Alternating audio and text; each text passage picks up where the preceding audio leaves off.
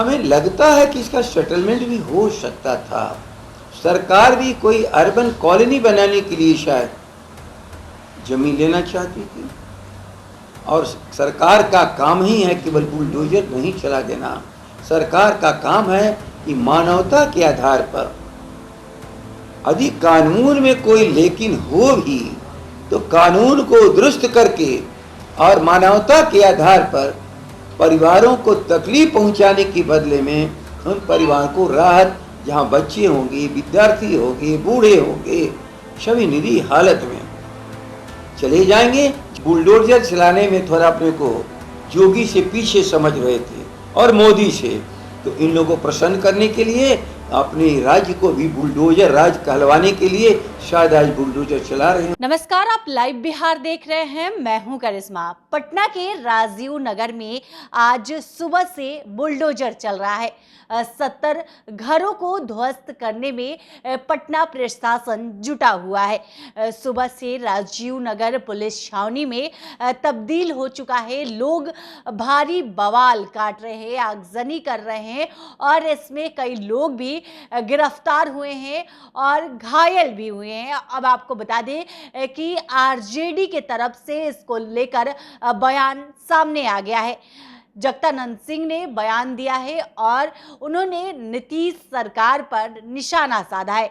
जगदानंद सिंह का कहना है कि नीतीश कुमार पीएम मोदी और यूपी के सीएम आदित्यनाथ के इशारे पर चल रहे हैं। इसके साथ ही साथ उनका कहना है कि इसका सेटलमेंट भी किया जा सकता था। पहले सुनिए जगदानंद सिंह क्या कुछ किया। लोग कहते हैं वहां बाशिंदे कि हमने यहाँ के लोगों से खरीद की। यदि उसका सेल डीड बना हो तो सरकार को बताना पड़ेगा कि रजिस्ट्री की संस्था तो तुम्हारी है, तुमने सेल डीड कैसे बनाया। यदि सरकार ने म्यूटेशन भी किया तो सरकार को जवाब देना पड़ेगा कि आपने म्यूटेशन कैसे किया। लेकिन जो जानकारी अभी मिली है, कभी भी वहाँ के बाशिंदों से हमारी जानकारी नहीं मिली। 75 से एक्विजिशन का सिलसिला शुरू हुआ और कंप्लीशंस नहीं हुआ। अब आज हम 2022 के हम जुलाई में चर्चा कर रहे हैं, जब वहाँ के सारे आवास ढाहे जा रहे हैं। हजारों की संख्या में बना हुआ है। हजारों की संख्या मतलब सैकड़ों करोड़ का निवेश। शहर के मकान हैं 10-20 लाख ही नहीं, कहीं 1 करोड़ 2 करोड़ के भी बने होंगे, मैं नहीं जानता हूं। हमें लगता है कि इसका सेटलमेंट भी हो सकता था। सरकार भी कोई अर्बन कॉलोनी बनाने के लिए शायद जमीन लेना चाहती थी, तो इनको भी मौका देना चाहिए था। ये प्लॉट में आप चाहो तो हिस्सेदारी ले लो। जो जानकारी मिली है कि वहाँ सड़कें बनाई गई हैं, वहाँ के घरों में बिजली दी गई है। कौन की सरकार किस पीरियड में दिया गया ये मेरा विषय आज इसलिए नहीं है। जब 75 से क्रिया चल रही है तो पक्ष और विपक्ष में जितने लोग हैं कभी न कभी सरकार में रहे हैं। इसलिए केवल सरकार का मैं दोष नहीं दे रहा हूँ, लेकिन आज तत्कालीन सरकार है। सैकड़ों करोड़ के पूंजी निवेश, इंसान जो अपने साधनों को किसी तरह जुटा करके एक मकान बनाया था, और सरकार भी कभी कॉलोनी बनाने के लिए ही आगे आ रही है, तो उसका सेटलमेंट किया जा सकता था। और सरकार का काम ही है केवल बुलडोजर नहीं चला देना।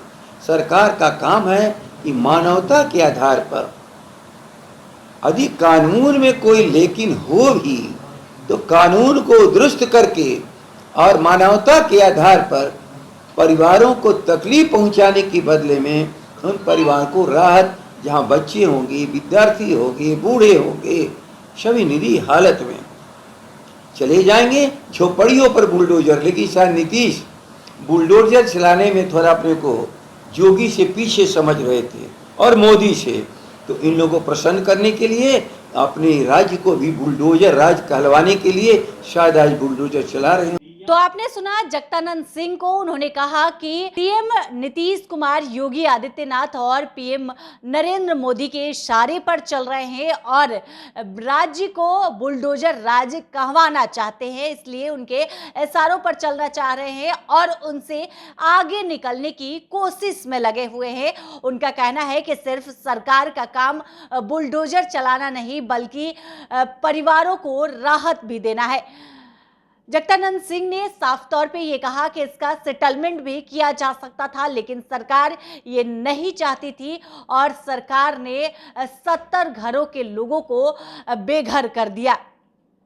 लगातार जो घर तोड़ने का काम है वो चल रहा है। प्रशासन लगातार बुलडोजर से 70 घरों को ध्वस्त करने में जुटी हुई है। जो लोग हैं वो काफी आक्रोशित है। अब देखना होगा कि आगे इसमें क्या कुछ होता है। जो भी अपडेट निकलकर हमारे पास आएगा हम आप तक जरूर पहुंचाएंगे।